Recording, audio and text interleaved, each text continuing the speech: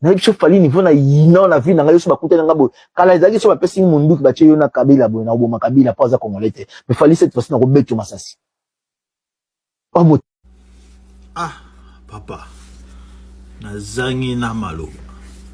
na biso niveau ya kimutema mabe ba congolais to komi nango ekomi na ko bangisa siko ya boy so bakangi yo o promete mutu liwa na TV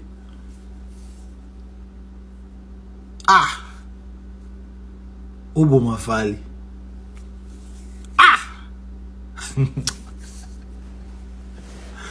Boyoka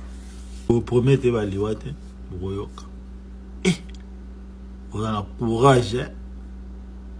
son akutana fali na ko bete masasi